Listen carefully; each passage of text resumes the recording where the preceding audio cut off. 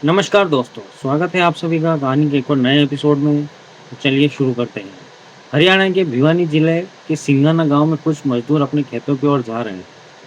तभी उन्हें वीराने में एक लाश दिखाई देती है। एक जवान लड़की की लाश। कपड़े फटे हुए थे, आंखें बाहर आई हुई थी, गर्दन लगभग शरीर से अलग हो चुकी थी। खबर बाहर आते ही सनसनी मच जाती है। फिर हरियाणा के भिवानी में यह देखने को मिलता है जिसकी कल्पना किसी ने नहीं की थी। हजारों लोग सड़कों पर आ जाते हैं। मामला पुलिस वर्सेस पब्लिक का बन जाता है और फिर एक महासंग्राम की शुरुआत होती है। मामले में मुख्यमंत्री से लेकर सीबीआई तक की एंट्री हो जाती है। तो आखिर मनीषा की पूरी कहानी क्या है? लड़की की इस हालत किसने की थी? आखिर यह मामला पब्लिक वर्सेस पुलिस का कैसे बन गया था? और भिवानी में आखिर क्या कुछ हुआ था? चलिए जानते हैं सब कुछ डिटेल से इस वीडियो में। यह कहानी जितनी दुखद है उतनी ही सिस्टम पर सवाल भी खड़ा करती है और सोचने पर भी मजबूर करती है। कैसे जानने के लिए वीडियो के अंत तक बने रहें। तो चलिए अब इस कहानी में आगे बढ़ते हैं। जैसे कि हमने बताया, यह कहानी हरियाणा के भिवानी से शुरू होती है। इसी जिले के अंतर्गत आने वाले सिंगवी गांव के किसान ईश्वर 13 अगस्त 2025 की सुबह रोज की तरह अपने खेतों की ओर घूमने निकलते हैं। जब वह गांव की आबादी से कुछ दूर खेतों की तरफ पहुंचते हैं तो एक जगह उन्हें कुत्तों का झुंड दिखाई देता है। स्थिति को बेहतर तरीके से समझने के लिए वह झुंड के करीब जाने का फैसला करते हैं। वहां जाते ही जो नज़र उनके सामने आता है उसे देखकर वह सन्न हो जाते हैं। खेत के बीचों बीच उन्हें एक लड़की की लाश दिखाई देती है।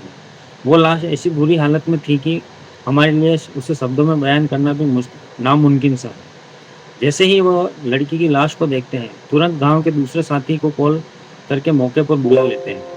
फिर यह लोग गांव के सरपंच संजीत कुमार को भी फ़ोन करते हैं और उन्हें खेत में एक लड़की की लाश पड़ी होने की जानकारी देते हैं। सरपंच तुरंत पास के ही लोहारू पुलिस को लेकर मौके पर पहुंच जाते हैं। पुलिस सबसे पहले बॉडी को अपने कब्जे में लेते हुए पोस्टमार्टम के लिए भेजने की तैयारी में लग जाती है। क्राइम सीन को सील किया जाता है और आसपास सर्च ऑपरेशन भी चलाया जाता है। खेत के दूसरे हिस्से में ही पुलिस वालों को एक बैग भी मिलता है। इस बैग में लड़के के आधार कार्ड, कॉलेज के डॉक्यूमेंट और कुछ दूसरे कागजात भी मिलते हैं। डॉक्यूमेंट मिलने की वजह से लड़की की पहचान आसानी से हो जाती है। जल्द ही लड़की के माता पिता को फ़ोन किया जाता है। यह फ़ोन हरियाणा के भिवानी जिले के अंतर्गत आने वाले धनलक्ष्मी गांव में रहने वाले संजय कुमार को किया जाता है। संजय कुमार का परिवार पिछले 2 दिनों से सुकून से नहीं सो पाया था। वजह थी परिवार की एक जवान बेटी का गायब हो जाना। वही बेटी जिसके लिए उन्होंने हजारों सपने देखे थे। बेटी का नाम था मनीषा। मनीषा अपने माता पिता की बड़ी संतान थी। मनीषा की पहचान गांव के एक बेहद ही मिलनसार, समझदार और मेहनत करने वाली लड़की के तौर पर थी। मनीषा ने हाल ही में अपनी 12वीं की पढ़ाई पूरी की थी और वो आगे की पढ़ाई की प्लानिंग कर रही थी। साथ ही उसने पास के ही एक प्ले स्कूल में टीचर के तौर पर ज्वाइन भी कर लिया था। रोज मनीषा सुबह उठकर पहले अपने घर का काम करती, फिर प्ले स्कूल में जाकर बच्चों को पढ़ाया करती थी। रोज की तरह 11 अगस्त 2025 की सुबह मनीषा उठती है और घरेलू काम समेटकर तय समय पर स्कूल जाने के लिए निकल जाती है। तब सुबह के लगभग 8:30 बज रहे थे। घर से निकलते समय मनीषा बताती है कि आगे की पढ़ाई के बारे में पता करने के लिए वह आज स्कूल के बाद पास के नर्सिंग कॉलेज में भी जाएगी, इसलिए घर आने में थोड़ा लेट हो सकती है। लगभग 9 बजे मनीषा स्कूल पहुंच जाती है और 2 बजे तक स्कूल में ड्यूटी पर रहती है। रिकॉर्ड्स के मुताबिक 1:58 पर मनीषा अपने स्कूल से निकलती है और प्लान के मुताबिक पास के ही एक नर्सिंग कॉलेज में जाकर नर्सिंग के कोर्स में एडमिशन से जुड़ी जानकारी लेती है। इन सब के बीच शाम भी ढलने लगती है।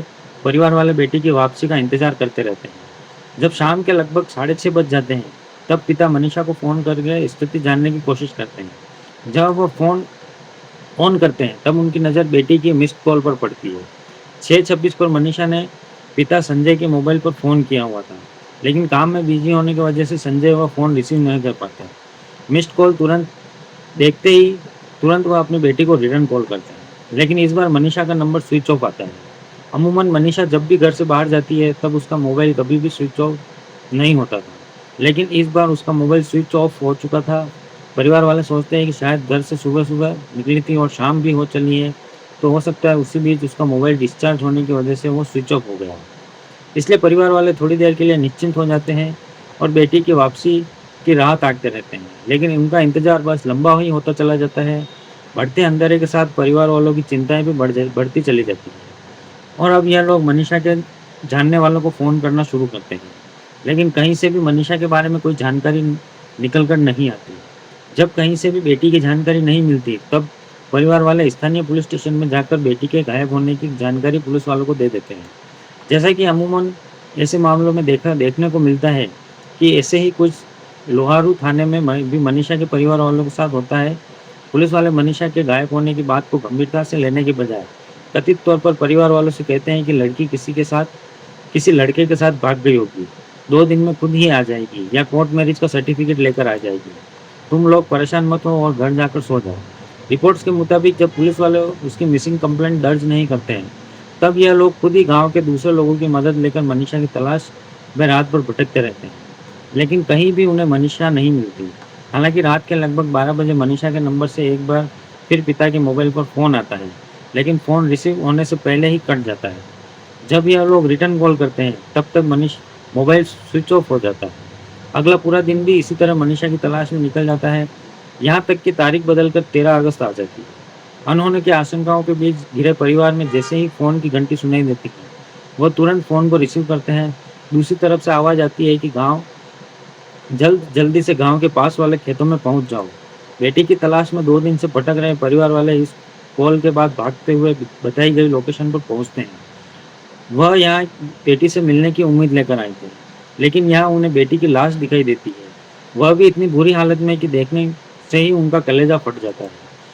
जल्द ही उस अनजान लाश की पहचान 2 दिनों से गायब मनीषा के तौर पर परिवार वाले भी कर लेते हैं।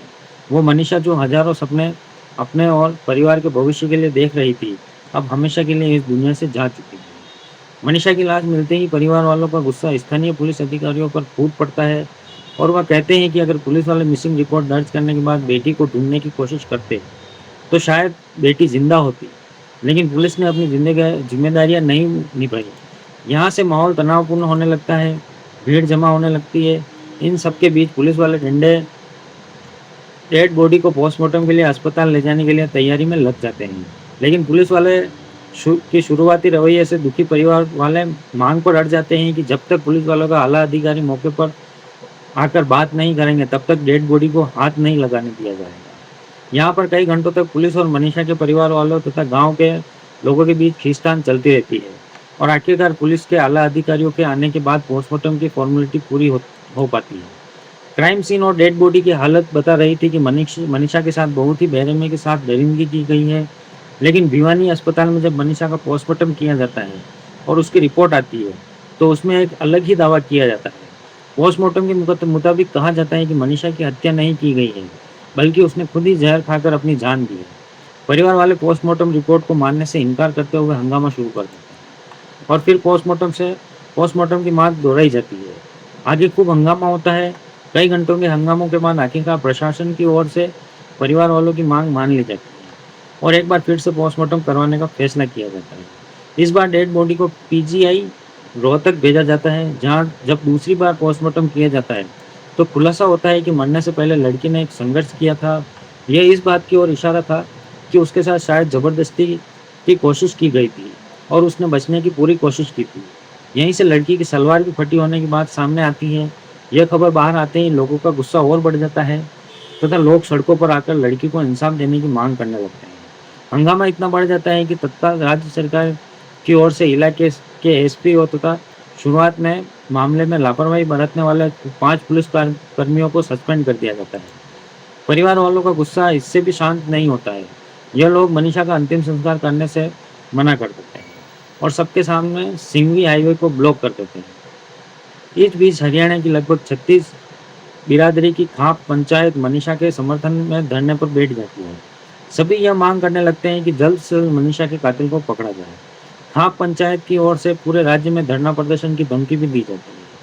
परिवार वाले अब तक की पोस्टमार्टम रिपोर्ट और पुलिस इन्वेस्टिगेशन को पूरी तरीके से नकार ही रहे थे कि इस मामले में 18 अगस्त 2025 को पुलिस की ओर से एक और ऐसा दावा किया जाता है जो लोगों के गुस्से को और भी ज़्यादा भड़का देता है।